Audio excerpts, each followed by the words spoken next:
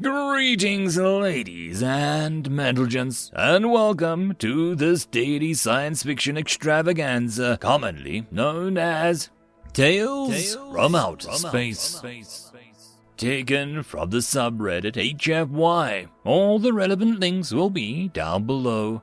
And, as always, I hope that you enjoy. And if you do, please consider supporting the channel. On to the science fiction.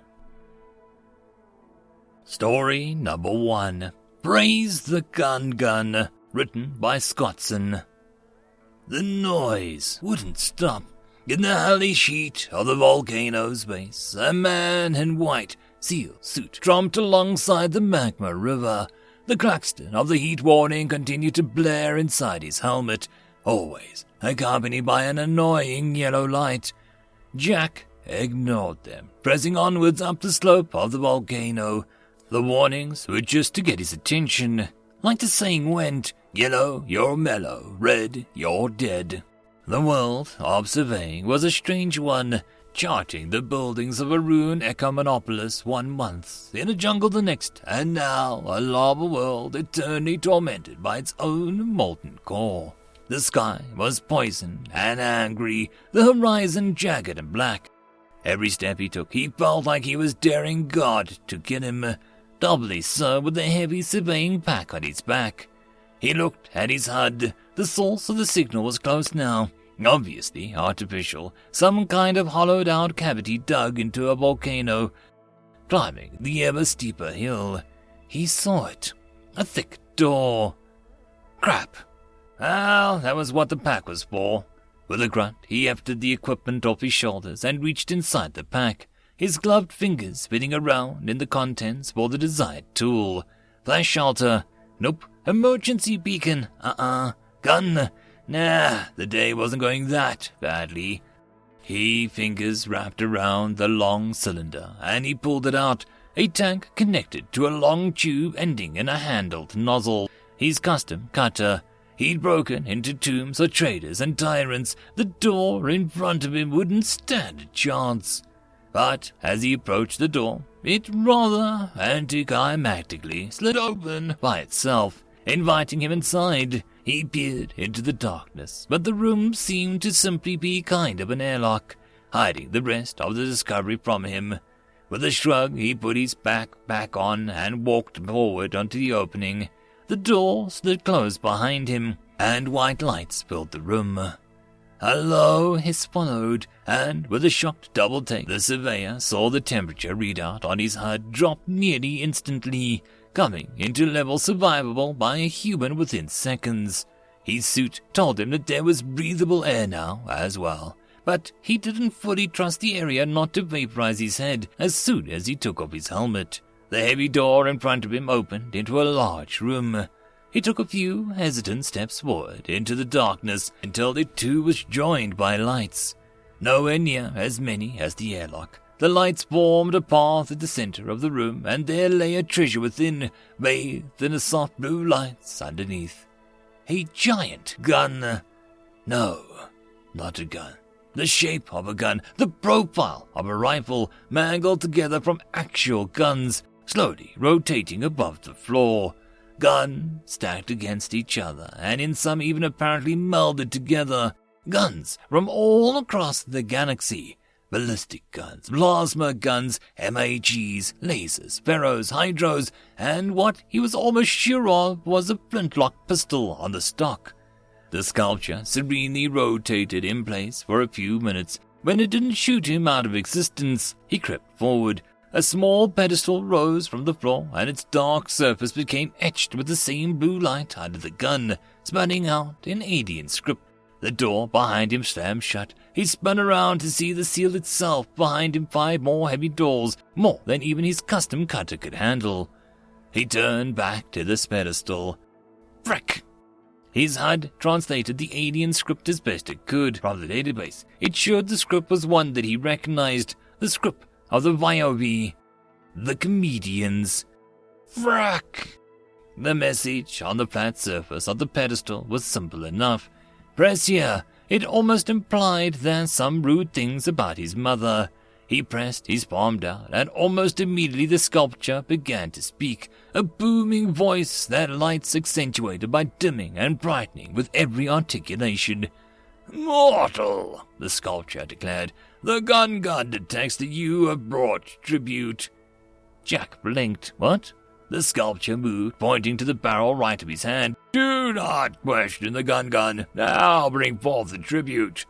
"What tribute?" "The gun detects one of its many children in your pack. Bring it to me." Jack considered the sculpture's words for a moment, and his jaw went slack. "You mean the gun I have?" The gun's barrel bobbed up and down a few times, as if nodding. With a sigh, Jack brought his pack down, retrieving his pistol from inside, a small plasma sidearm meant to work anywhere rather than killing anything. The gun flew out of Jack's hands, attached itself to the sculpture. As by magic, the pistol slid along the sculpture's surface, fitting itself perfectly as part of the trigger. "Human gun," it announced. "This pleases the gun. I'll be gun gone." The gun pointed itself at Jack and fired, and this world faded to white. He woke up, face down, on a slope of the volcano. With a groan, he rose to his feet, and discovered he'd been transported outside the front door of the entrance, which was now firmly sealed shut. He dusted himself off and glared at the metal barrier in front of him. With a grunt, he marked his location on the site and tromped back towards the direction of his ATV. "Comedians," he spat. "Glad they're extinct." End of story. Story number 2. It is known. Written by fools like me. You can't hide from them once they have seen you. You won't see them coming until your senses alert you that you're being targeted. You can't put planets, stars, or dust clouds between you, but their sensors will detect you. No cloaking device has been built that they can't foil. No camouflage, no asteroid field can protect you. They will find you. It is known. You can't run from them once they have found you. Their mysterious propulsion methods easily outpace our fastest ships. You can burn your fusion engines at 200%. You can use the gravity of planets and stars to slingshot yourself away from the fractions of the speed of light. But they are still faster. They will always take a direct path to you and land on any moon or planet to follow you. They will catch you. It is known. You can't hurt them once they have caught you. Their shields can absorb an endless barrage of laser fire. Their point defense can destroy innumerable missiles and kinetic weapons. Their armor, should we ever manage to reach it, will likely be impenetrable. You can't stop them. It is known. We know not whether these ships are piloted by sentience or machine. It matters not. They can't be reasoned with. You can't bargain with them. They will inexorably fulfill their purpose. On every ship that they've caught, they laser etch the message into the hull. Then, just as quickly as they arrive, they leave. They disappear without a trace into the black of space. You cannot find them. It is known. We know not what the message says. The odd lines and the symbols are incomprehensible to all extant and extinct languages. Surely it is a warning, for who would go to such lengths to spread anything else? We know not what it means, but we know that it looks like this. This vehicle contains chemicals known to the state of California to cause cancer and birth defects and other reproductive harm. End of story. Story number 3. The Strangest Request, written by Xerosese. One of the slaves is making a request. They're slaves. Why would we give a damn about their requests? He refuses to work, and it's irritating the guards and the other slaves because he won't stop shouting about it. Okay, why are you telling me this? He's just a slave. If he isn't working, then dispose of him. I came to you because his request is unusual. Unusual? Elaborate. He's viciously insisting on receiving an unusual beverage and claims that if he can't have it, he'd rather be executed. a beverage. First off, why do we care? He's only a slave. We can replace him. He was expensive. He's moderately strong and has some stamina and injury recovery ability than most of our other slaves. Fair enough. What is the strange beverage that he's requesting? Our analysis of his language suggests some grotesque brew of animal remains and hot water. We don't know why he desires such a beverage. It doesn't appear to be a part of his normal diet. So, how difficult would such a drink be to obtain? Is it worth the endeavor? It appears that it wouldn't be too difficult to synthesize, but we found nothing in the order of a recipe for it in the galactic databases. I have a prospective recipe here. Alright, let me see it. What do you think? He wants a mammalian liver. Can his kind digest that? Can any kind digest that?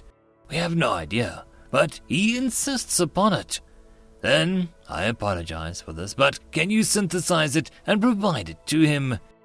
I can do it. I will report back after providing it to him. He didn't like it.